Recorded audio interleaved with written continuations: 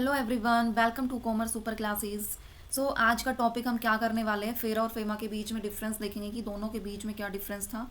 और इससे पहले वाली क्लास में हमने क्या किया था कि फेरा है और फेमा है, फेरा को कैसे रिप्लेस किया फेमा ने, ये सब कुछ हमने कल वाली क्लास में देखा था। बट आज वाली क्लास में हम दोनों के बीच में डिफरेंस देखेंगे। तो डिफरेंस क्या है भाई, फेरा वर्सेस फेमा। फेरा क्या है, foreign exchange regulation act, and FEMA क्या है, फॉरेन एक्सचेंज मैनेजमेंट एक्ट। सिर्फ the main difference is R means regulation and M means management. दोनों के बीच में सिर्फ यही डिफरेंस है कि पहले क्या था, 1973 में क्या था, बहुत सारे रेगुलेशन लगा रखे थे, रूल्स एंड रेगुलेशन लगा रखे थे। बट क्या किया, मैनेजमेंट आने के लिए वो रूल्स एंड रेगुलेशन को क्या कर दिया गया, हटा दिया गया, फ्लेक्सिबिलिटी आ गई, मैनेजमेंट अच्छा हो गया। कब हो गया, 1999 में। और ये कब था रेगुलेशन, 1973 में। तो क्या क्या रिस्ट्रिक्शन लगा रखे थे जिसकी वजह से फेरा में जो है फ्लेक्सिबिलिटी बिल्कुल भी नहीं थी, वो एक रिजिड नेचर का था। कैसे, कौन कौन सी रिस्ट्रिक्शन थी। सो भाई फर्स्ट रिस्ट्रिक्शन क्या थी इसमें, कि रिस्ट्रिक्शन क्या थी, जो फॉरेन एक्सचेंज ट्रांजैक्शन है उसमें क्या होता था, आरबीआई की अप्रूवल लेनी पड़ती थी। किस चीज़ की, आरबीआई की अप्रूवल लेनी पड़ती थी। कोई भी इंडिविजुअल है या बिजनेस है, वो अगर जो है फॉरेन एक्सचेंज में डील कर रहा है, फॉरेन एक्सचेंज में डीलिंग कर रहा है, सो उसमें क्या है, आरबीआई की पहले क्या लेनी होती थी, अप्रूवल लेनी होती थी। सेकंड क्या है, अगर जो है मनी जो सेंड करनी होती थी अब्रॉड में, तो उसके लिए भी हैवी रेगुलेशन लगा रखे थे। ऐसे ही जो मनी जो है नहीं सेंड कर सकते थे, करेंसी आउटफ्लो नहीं कर सकते थे, उसमें भी बहुत बड़ी रिस्ट्रिक्शन लगा रखी थी, रूल्स रेगुलेशन लगा रखे थे। थर्ड क्या है वही, जो फॉरेन इन्वेस्टमेंट है, जो फॉरेन इन्वेस्टमेंट है उसमें भी क्या लगा रखे थे, रिस्ट्रिक्शन लगा रखे थे। वो रिस्ट्रिक्शन कौन से थे, कि जो फॉरेन कंपनीज हैं वो जो इंडिया में ऑपरेट हो चुकी है, उनका जो मैक्सिमम जो है कितना शेयर, 40% इक्विटी शेयर होना चाहिए, देन वो क्या कर सकते हैं, फॉरेन इन्वेस्टमेंट कर सकते हैं। अदरवाइज रिस्ट्रिक्शन लगा रखा था।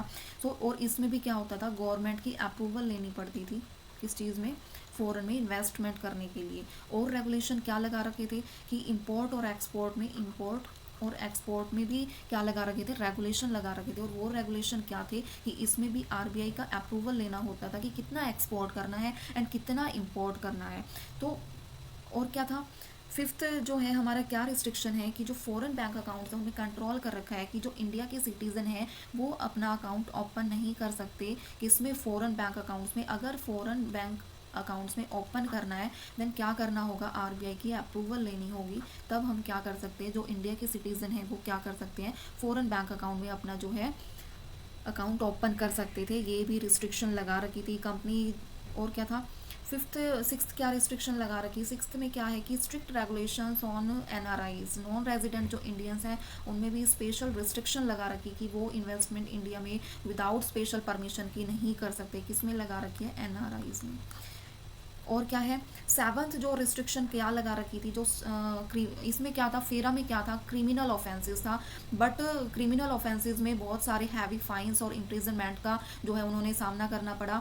तो उस चीज़ को भी हटाने के लिए क्या लेके आए, फेमा लेके आए, किस चीज़ को, क्रिमिनल ऑफेंसेस। अब criminal offences and civil offences में डिफरेंस क्या होता है, देखो क्रिमिनल ऑफेंसेस में क्या है, इसमें जो है बहुत सारे लॉज प्रोहिबिटेड थे जिनमें जो सोसाइटी पे हार्मफुल इफेक्ट होता था। किस चीज़ का, क्रिमिनल ऑफेंसेस का। मीन्स कोई भी इसमें ज़्यादा फाइन लगाना होता था और इम्प्रिजनमेंट का भी चक्कर था इसमें।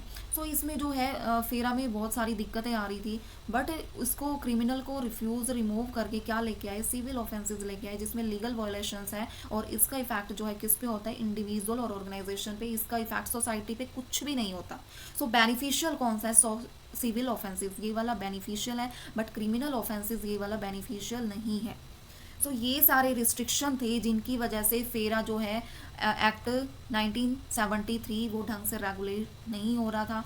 तो उसमें जो है बाद में 1993 में कुछ अमेंडमेंट भी लेके आए। और वो अमेंडमेंट क्या क्या थी, वो क्या थी, सबसे पहले क्या है, कि वो जो है क्या लेके आए, लिबरलाइजेशन।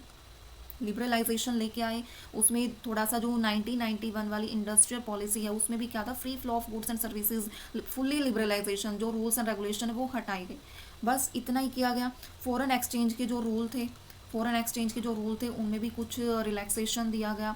और जो क्रिमिनल ऑफेंसेस है, ये वाला जो क्रिमिनल ऑफेंसेस है ये किस चीज़ में कन्वर्ट कर दिया गया, सिविल ऑफेंसेस में। बट बस यही जो है जो रिस्ट्रिक्शन है वो हटाई गई। कब हटाई गई, 1993 में जब अमेंडमेंट किया गया। बट इससे बात नहीं बनी, इससे बात नहीं बनी तो 1999 में फेमा एक्ट लेके आए और उस एक्ट में इतने सारे रिस्ट्रिक्शंस को क्या करा गया, हटाया गया। कौन कौन से रिस्ट्रिक्शन, कि कौन कौन से थे रिस्ट्रिक्शन? फर्स्ट क्या था कि रिस्ट्रिक्शन जो है फॉरेन एक्सचेंज ट्रांजैक्शन पे रिस्ट्रिक्शन लगा रखा है, वो जो डीलिंग करने में रिस्ट्रिक्शन था उसमें आरबीआई की हेल्प जो अप्रूवल लेनी होती थी वो हटाया गया। अब्रॉड में मनी सेंड कर रहे थे अप्रूवल लेके, वो हटाया गया। जो फॉरेन इन्वेस्टमेंट करने के लिए जो फॉरेन कंपनीज है उनका जो होल्डिंग है 40% इक्विटी होना चाहिए, देन वो इन्वेस्टमेंट कर सकती है, गवर्नमेंट की अप्रूवल लेनी होती थी, वो हटाया गया। इंपोर्ट और एक्सपोर्ट करने में आरबीआई का अप्रूवल लेना होता था, वो हटाया गया। फॉरेन बैंक में अकाउंट ओपन करने के लिए इंडियन जो थे उनका रिस्ट्रिक्शन लगा रखा था, आरबीआई की अप्रूवल लेनी होती थी, वो हटाया गया। एनआरआईज थे उन पर रिस्ट्रिक्शन लगा रखी थी, वो हटाया गया। क्रिमिनल ऑफेंसेस से सिविल ऑफेंसेस में कन्वर्ट करने के लिए ये वाला रेगुलेशन हटाया गया। सो ये सारे रूल्स एंड रेगुलेशन रिस्ट्रिक्शन थी जो किस चीज़ में थी, फेरा में थी, बट वो सारी रिस्ट्रिक्शन किस में हटा दी गई, फेमा में। सो अब इनका नॉर्मली डिफरेंस क्या है कि 1973 में फेरा था, इसको रिप्लेस करके 1999 में क्या आ गया, फेमा आ गया